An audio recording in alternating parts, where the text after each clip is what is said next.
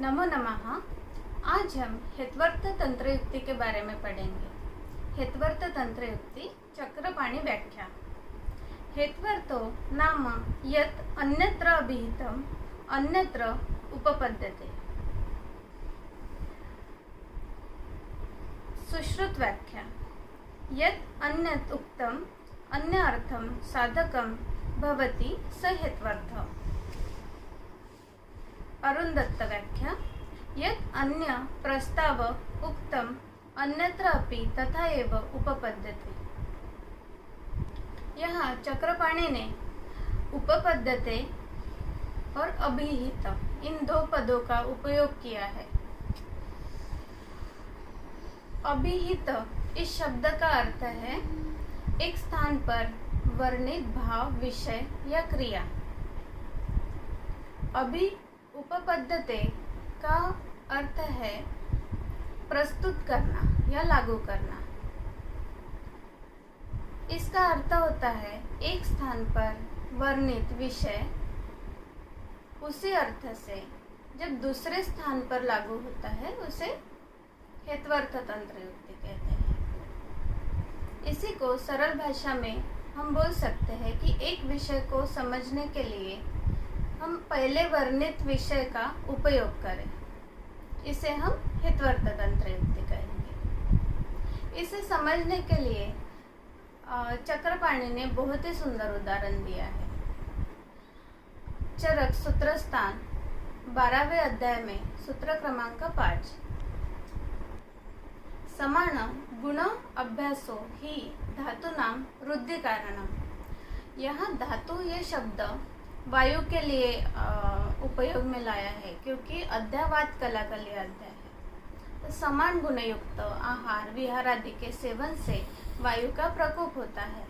ये नियम यहाँ पे बताया गया है, लेकिन इसी नियम को हम सारे ही धातुओं के लिए उपयोग में ला सकते हैं। तो यहाँ अर्थ धातु शब्द का वायु लिया है, लेकिन ये नियम हम अन्यत्र भी उपयोग में ला सकते हैं। जैसे समान गुणयुक्त आहार विहार आदि के सेवन से पित्त का प्रकोप होता है, या कफ से समान गुणयुक्त आहार विहार आदि का सेवन करने से कफ की वृद्धि होती है।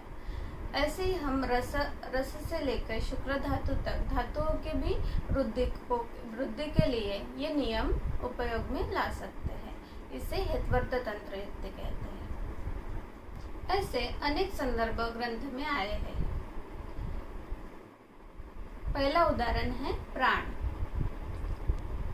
शरीर, इंद्रिय, सत्व, आत्मा इनके संयोग को धारण करने वाले सभी भाव को प्राण कहते हैं। इसी संदर्भ से अन्न को, जल को, वायु को प्राण संज्ञा हेत्वर्थ तंत्र युक्ति से प्राप्त होती है। इसका और एक उदाहरण देखेंगे। हृदय ये हमारे शरीर का मुख्य केंद्र है। वैसे ही मस्तिष्क भी हमारे शरीर का मुख्य केंद्र है। इसीलिए मस्तिष्क को हृदय संज्ञा हेत्वर्थ तंत्र युक्ति से प्राप्त होती है। नाभि शब्द का अर्थ चीफ सेंटर अर्थात मुख्य केंद्र ऐसा है, और हृदय भी हमारे शरीर में मुख्य केंद्र है। इसीलिए हृदय को नाभि की उपमा मुख्य केंद्र के संदर्भ से देते हैं। चरक सिद्धिस्थान 9/4 में।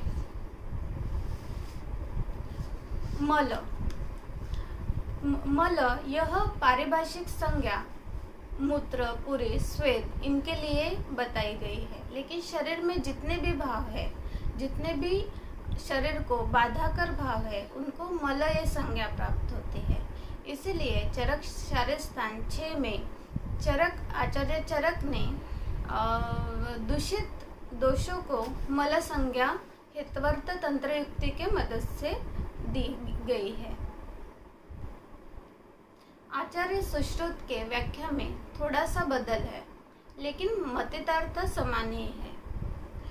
यत् अन्यक उक्तम अन्य अर्थ साधकम भवति। जब एक विषय समझाने के लिए दूसरे विषय को हेतुत्व प्राप्त होता है, हेतु नाम उपलब्धि कारणम। एक विषय को समझने के लिए दूसरे विषय को जब हेतुत्व प्राप्त होता है उसे हेत्वर्थ तंत्र युक्ति कहते हैं। उदाहरणार्थ जैसे मृत पिंड में, मिट्टी में हम जब पानी डालते हैं तब कर्दम कीचड़ की उत्पत्ति होती है। ठीक उसी तरह जब व्रण का रुग्ण रहता है और वो रुग्ण दूध मांसादी पदार्थों का सेवन करता है तब शरीर में क्लेद की उत्पत्ति होती है। अभी शरीर में इन क्लेदवर्धक पदार्थों से क्लेद की उत्पत्ति होती है। ये विषय को समझाने के लिए जो हमें पता है वैसा व्यवहार का उदाहरण यहाँ पे उपयोग पे लाया है। इसे भी हेत्वर्थ तंत्र युक्ति कहते हैं। ऐसे अनेक उदाहरण शास्त्र में आए हुए हैं। जैसे संशोधन की कार्मुकता, वमन विरेचन बस्ती की कार्मुकता सिद्ध करने के लिए व्यवहार के अनेक उदाहरण उपमा के तौर पर बताए गए हैं। उदाहरणार्थ अनुवासन बस्ती, वृक्ष के मूल में जैसे हम जल का सिंचन करते हैं तब उस मूल से वो जल के पोषक तत्व संपूर्ण वृक्ष को प्रदान होते हैं।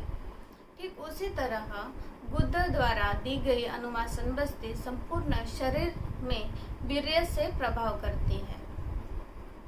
इस तरह आज हमने हेत्वर्थ तंत्र युक्ति को उदाहरण देखा। धन्यवाद।